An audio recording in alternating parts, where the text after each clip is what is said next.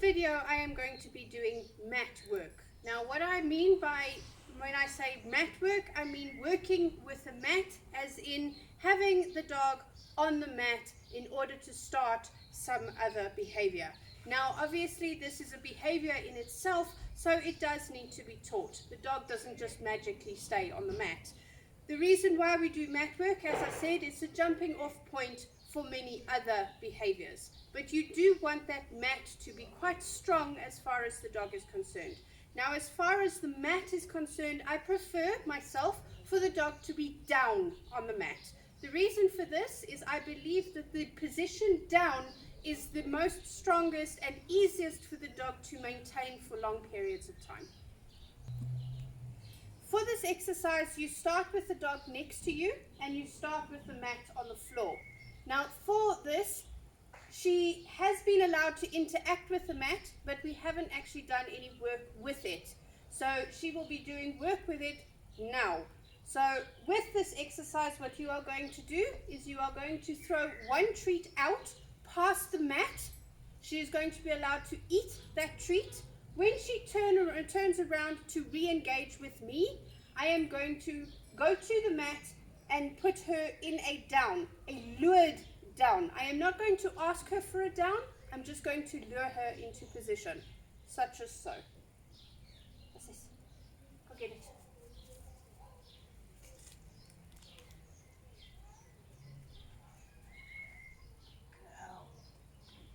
Now I reward twice as much on the mat as what I threw out. And when I get her up, I turn her around again so that she can see where the next treat is going to go.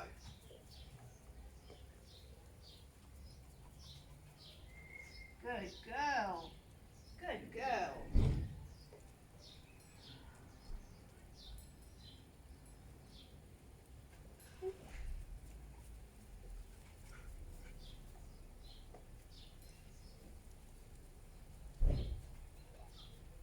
Good girl. Good girl. That's it. Good girl. Good girl. Try to make the mat the most pleasant place for the dog to be, and this is the most correct place for the dog to be as well. So the reward should be the most when the dog is on the mat. For the next part of the exercise, I am going to be introducing a cue word, meaning I am going to be telling her mat. I do not tell her to down in this exercise. The reason for that is I want her to see the mat always, no matter where we are, and know that when their mat is out, when she touches the mat, she must go into a down. Such as this.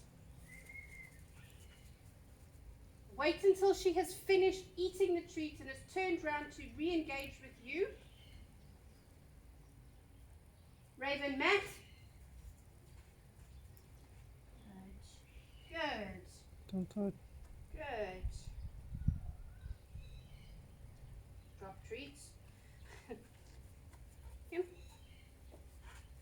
Now I still bend down and I still put the body language cue into getting her to go down. However, I'm not asking her for a down. All I'm asking for is a mat, which I just noted I didn't do in that one. Let's try that again.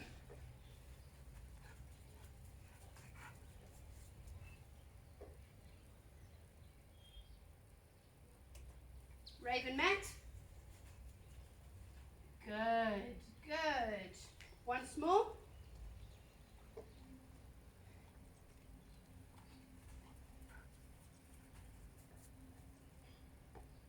Raven, mat.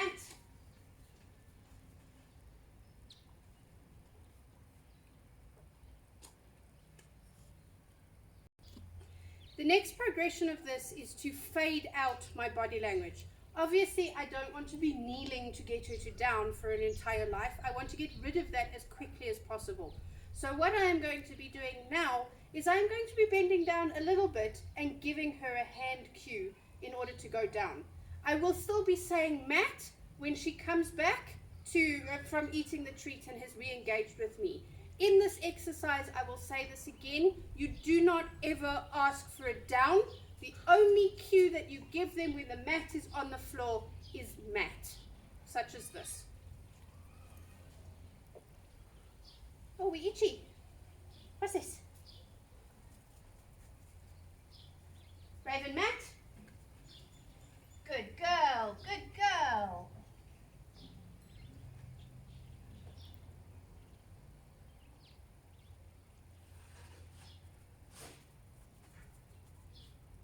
Raven mat.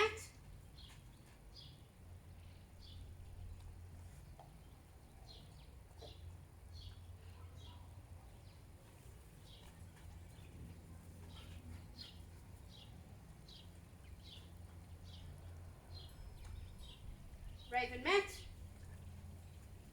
Good. Good.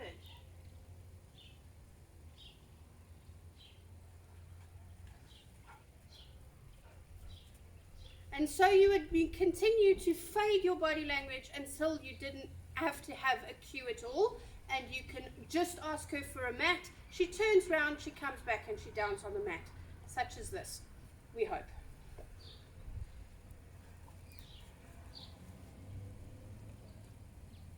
Raven mat. Good dog, good girl. Nice. Good girl.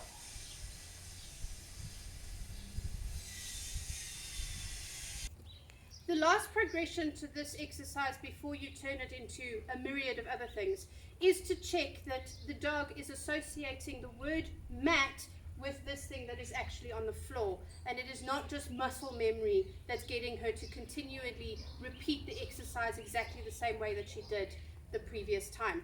The way you do this is you throw treats in other directions other than behind her. I'm going to do that right now.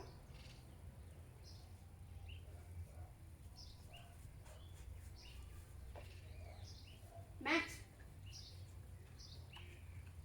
Good girl, good girl, good girl. Now you do start with a backwards trajectory, just not right behind her.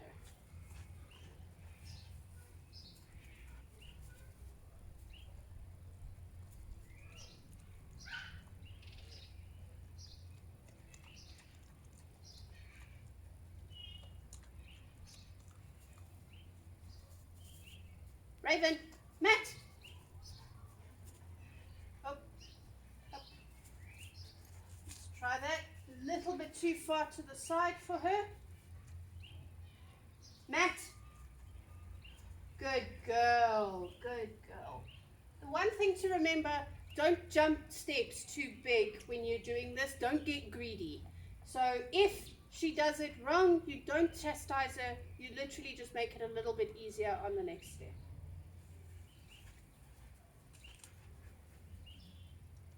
Mat.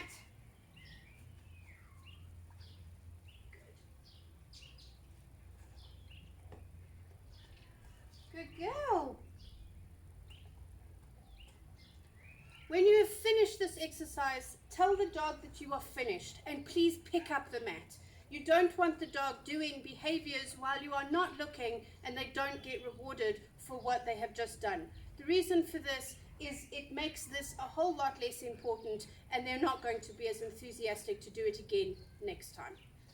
Such as this. Finished. Good girl. And that is the foundation or the starting point of mat work.